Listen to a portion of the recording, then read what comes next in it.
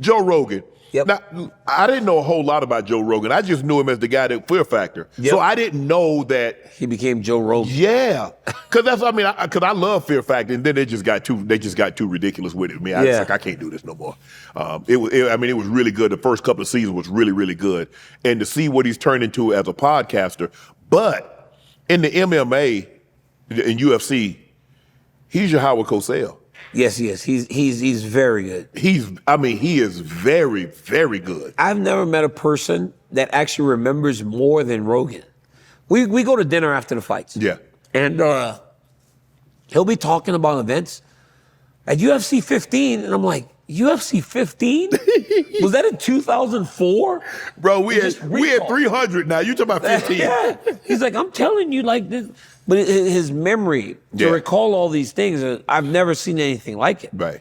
But yeah, and Shannon, it says something when you do a job just for the love of doing the job, when you don't have to do it. Right. Joe doesn't have to do UFC. Nah, he don't. With the Spotify thing that he has going on and everything. And Dana said that when he first started doing it, he did it for free. Yeah. He called the fight for free. They're like, and then they worked it out something later. But just because he loved the sport so much. And he fights, and obviously, he works at it, and but he does an unbelievable job. Yeah, he's tremendous, man. I think he does a great job of calling the fights, and I think that you could tell his passion for it. Yes. And everything. I mean, you guys do like hours and hours of TV a week. Mm-hmm. You got to love this too. You do. Or you can't do it. You can't do it. Yeah, and you can feel it. I can see it in you too. I've watched you from afar. Yeah. And I've admired how well you've done and how you've really broke through the glass ceiling. Because there was an idea of who you were supposed to be at Fox. Yeah. And then eventually you said, this idea it doesn't work for me. Right. And you became bigger than that idea. Yeah. And now it's like, I'm so happy. I don't really know you well enough to say I'm proud of you. I appreciate but I'm happy for what you've done and what you've accomplished, because you deserve it, man. Hard work deserves to get credit for it. And I've watched it. I appreciate that. Yeah. Let me ask you this. What have you most learned about money? Because growing up how you grew up, living off $1,500 a month, and you got a $1,200 rent, and then basically I got to eat for the next 29 days. I got to live off $150. Yeah. Now that you make decent money. Yep. What have you learned about it? Money's hard to keep. Money's very hard to keep. That's what people don't understand. Yeah. Money's hard to keep. You pay a lot. You pay a lot of taxes. You pay a lot of other things. It just gives you an opportunity. I feel like money gives you the ability. One, you're going to be exactly who you ever wanted to be. Yes. So if a person's ugly because they have money, they always were ugly. Right. They just didn't have the ability to be ugly. You're going to be exactly who you want to be, and you have access to more things that you have. And I also learned that because you have the ability to pay for stuff, most things are free. Yes. Isn't that the craziest? That's the crazy thing. Well, people that have the most money, they get the most stuff for free. When you were living off that $1,500, you want to go buy, you want something, you got to pay for it. But when you have the money that you have and you can pay for it, everybody's like, could you please just take this? And I just want to see you have it. Hold it. Shannon, could you just hold it? Right. And you're like, okay. And most times you're like, I'd rather pay for it instead of hold it for you. It's just that, but also just that it gives you it's freedom. Mm-hmm. It really is just freedom. Like it's a freedom to do things and take care of the people that you love more than anything. I bought my mom a house. Wow. That was one of my greatest accomplishments. Yes. To have her get a big house, right? And then my mom was a house cleaner whenever I was growing up. So she would take us to these people's houses. And while she worked, the people were beautiful. One family I still remember to this day, called the Lowe family in Louisiana, Lafayette. She'd go Monday and Wednesday there. They gave us a car. They gave us like a brand new car. Just this wonderful family of people. I made sure she had house cleaners when she was older. Wow. So instead of going to clean people's houses, like those are the things that I'm so proud of in my life and my career. That you were able to do for your mom. Do for your mom. I mean, you know that. Yeah, you do it for sure. Absolutely. It's like there are people in your life that mean more than anything. And that's, you take care of them. Finding a mate. Obviously, wrestling, ain't it like they come and loot, like they beating down your door and say, oh yeah, I want to wrestle. Because it's not like, you're not on television. It's a hard job. It's a grimy job. You're moody. Some days are better than others. When you found a wife. How did you know? I've had multiple. Oh, no. So yeah, you can't really. I'm not the best in love, man. You know what? I tell someone was telling me this the other day. They said, Shannon, the best and worst decision. When you made the best decision, did you know it was the best decision at the time? No. No. When you made the worst decision, did you know it was the worst decision at the time? No. No. You just live with the decisions you make. That's all you can really do. But you, part of being great is being selfish.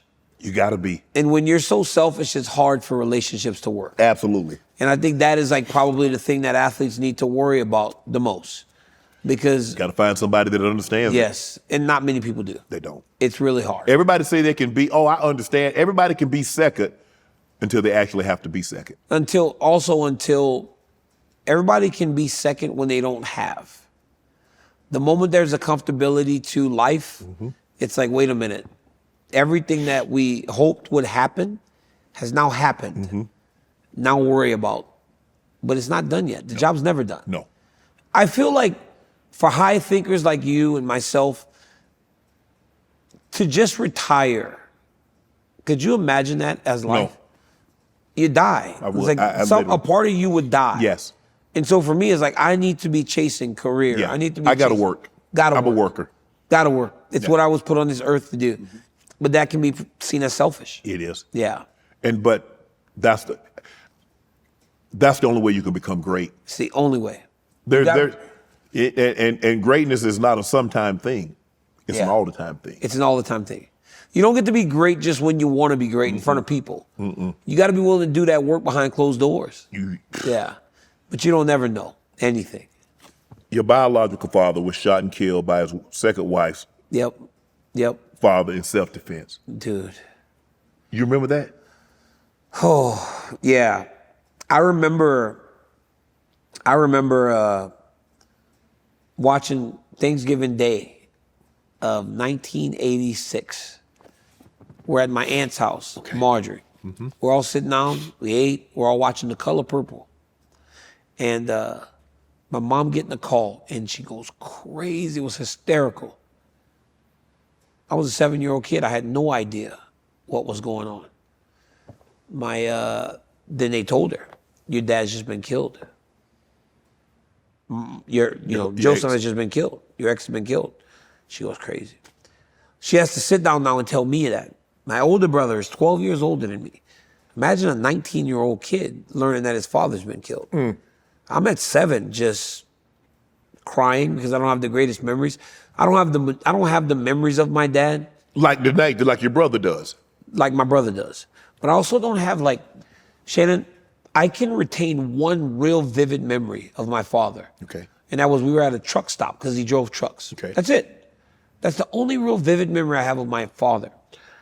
But my dad, Percy, had already moved into my life when I was 3. Right. So I'm 4 years into that relationship with my mother. Okay. And it was just sad, man. I remember going to that funeral and I see my dad in that casket. He's got 2 families, right? Because while my mom is not with him anymore, they have kids. Her reaction told me that she still loved your dad. I don't think they ever fall out of love.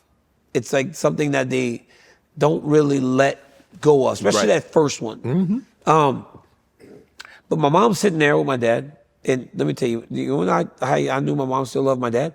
One time, I don't know if my dad, I don't quite understand if my dad was cheating. I don't know what it was, Shannon. But my mom took the car at a 4-way stop. The other woman was driving the other car. She hit her. What? She hit her.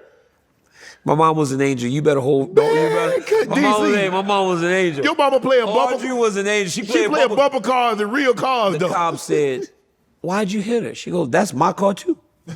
This my car. That's my car. I want to wreck him. I can wreck him." I said, "Oh my God." But it was at a little red light. It was a bump. Yeah, it wasn't like a hard hit. But she hit her. Want to join Club Shay Shay? Become an official member by hitting that subscribe button, where you never know who's going to be joining us for drinks and conversation. Don't be late to the party because we like to do something before 2 something.